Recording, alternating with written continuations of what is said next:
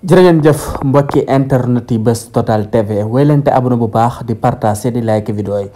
mbirum Barthélémy Dias di wéy di jaaxal li nga xamante ne si ne moo di Sénégal yi wala tamit ba tey ñuy wéy di continuer di waxtaane li nga xamante ne si ne rek moo di mbirum Barthélémy Dias. Barthélémy Dias ginnaaw émission ba nga xamante ne si ne amaloon na ko mu doon jàkkaarloo ba mu doon amal la fële sa TFM ba mu jàllee mën na ne commencé nañ si dégg ay polémique yu bëree bëri moom ki la di Barthélémy Dias ndaxte nag da sa xamle ay révélation yu bëree bëri dëgg sa xamle dem sax bay tudd li nga xamante ne si ne rek moo di parti bee di PUR ba say tudd seen kilifa googu sëñ Moustapha ba tax na rek am ñenn ñu xamante ne si ne rek bokk si foofee sa boobu la kuréel ñoom it ñu génn tamit di artu ki nga xamante ne si ne rek moo di Barthélémy Dias te nga xam ne rek moom na yam rek wala tamit moom dafa war a yam kii di yoonam nekkul si loolu ñu si bëri bëri nekk ay député tamit bokk si parti bi di APR bokk si parti Serigne Moustapha Sy ñoom it ñu génn rek di artu ki nga xamante ne si ne rek moo di Barthélémy Dias. Barthélémy Dias nag mën na ne ay révélation yu bëri bëri la joxe sa boobel émission si diggante moom ki nga xam ne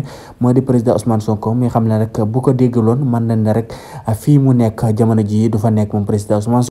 ñii di waa Pastef nag ñoom ay patriote ñoom Barthélémy Dias mënu leen a wax lu xamante ne seen rek jamono ji ñoom moom mën na ska gëm ndaxte nag jàpp nañ ne kii di Barthélémy Dias daal ñoom dafa trahir li nga xamante ne seen rek moo di seen leader bi di président Ousmane Sonko ba taxee na ñoom lépp lu Barth waxit mënuñu ko gëm jamono ji ndaxte nag jàpp nañ ne fa mu waree jàppale kii di président Ousmane Sonko jàppale ko fa jamono ji daal moo tax ñu si bëri bëri c'est que réagir nii si Barthélémy Dias